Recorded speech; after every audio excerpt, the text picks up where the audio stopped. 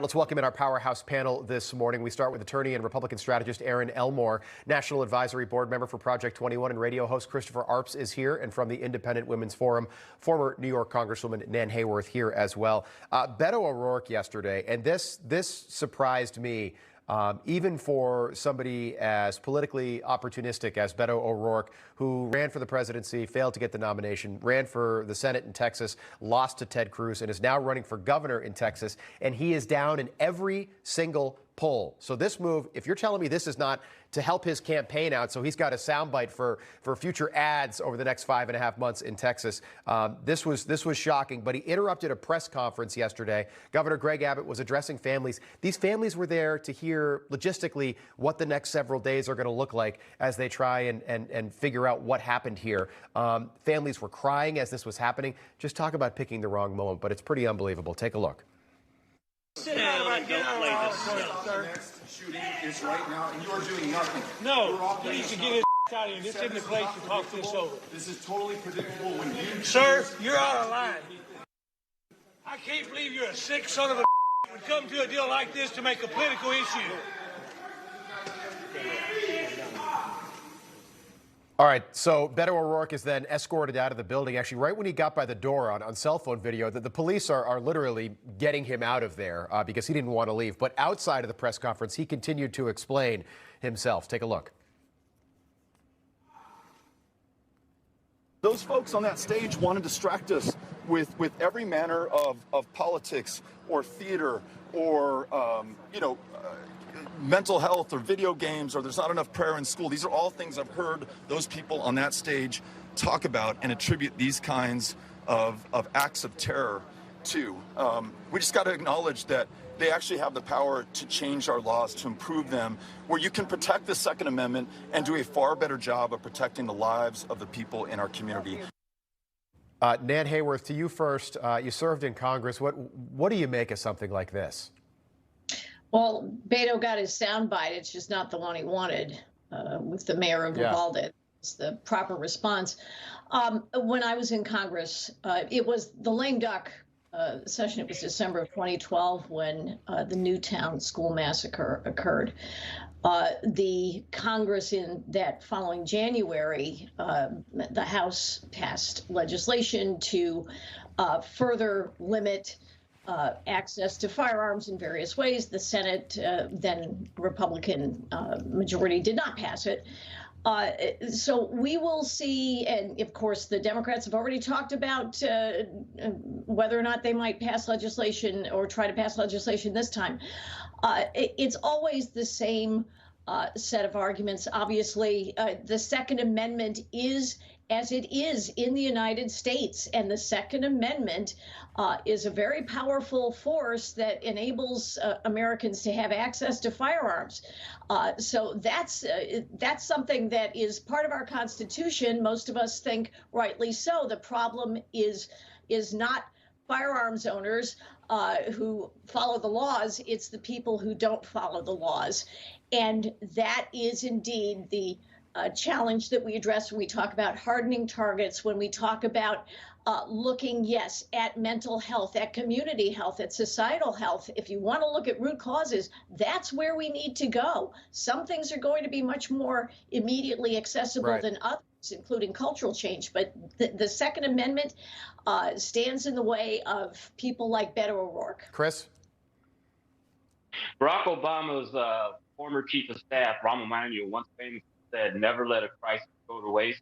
And we see the president's tweets yesterday and what Beto O'Rourke did yesterday, taking advantage of that. I think politically this is very foolish. Remember, this is a guy who famously said that he was going to take away people's AR-15s and other so-called assault weapons and he is running for the governor of Texas. Very foolish, and I think this is going to backfire on him. Aaron, always a bridesmaid, never a bride. Beto O'Rourke, he might be a three-time loser here. So always a candidate, never a politician. Thought he was going to be the next president. People were comparing. Vanity Fair wrote a piece comparing him to Bobby Kennedy. I don't think Bobby Kennedy would have ever done something like this. Literally, Greg Abbott, no one is saying anything about the way Greg Abbott comported himself. He never engaged. He never engaged once with Beto O'Rourke, never gave him the soundbite that O'Rourke was looking for. He sat there, let the Texas Rangers escort him out of the building, and then he continued. There were families in tears in that auditorium as Greg Abbott was speaking. And Greg Abbott was talking about counseling services that are going to be available in Uvalde, what the town is going to look like over the next several weeks as a result of the investigation and that sort of thing. And here's Beto O'Rourke trying to have his Second Amendment moment. I mean, Beto O'Rourke and the other partisan political hacks who are using a moment of tragedy to try to gain status and stature and influence policy will be judged harshly. They should be judged harshly. This is so classless and so heartless and shows a complete lack of compassion or caring. And I do believe that people like Beto and even Joe Biden, who went on television to use the Lord's name in vain and push a partisan agenda during a time of tragedy, will be judged harshly. We've got Joe Biden yesterday said that the Second Amendment isn't absolute. If we could grab that soundbite, team in the back. He also said that in 1776, if you had the money, you wouldn't be able to buy a cannon. Again, this is just, and nobody talks about this when the president says it, but take a listen, then we'll get some reaction. Second Amendment's not absolute. When it was passed, you couldn't own a cannon. You couldn't own certain kinds of weapons. It's just always been limitations.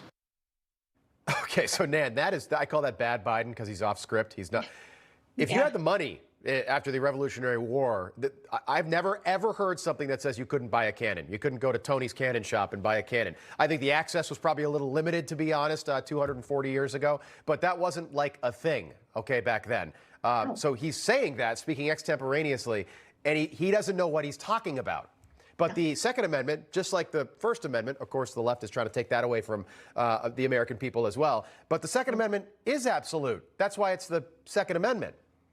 Yes, yes. When the Second Amendment was written, citizens could own cannons. They could own the weapons of war, the same ones that the government had. What has changed? Many things have changed technologically. So now we have weapons of mass destruction.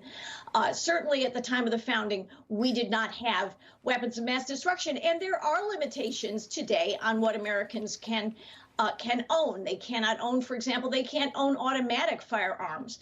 But nonetheless, the Second Amendment entitles an American citizen to own firearms that can be used in home defense, for hunting, for pleasure purposes.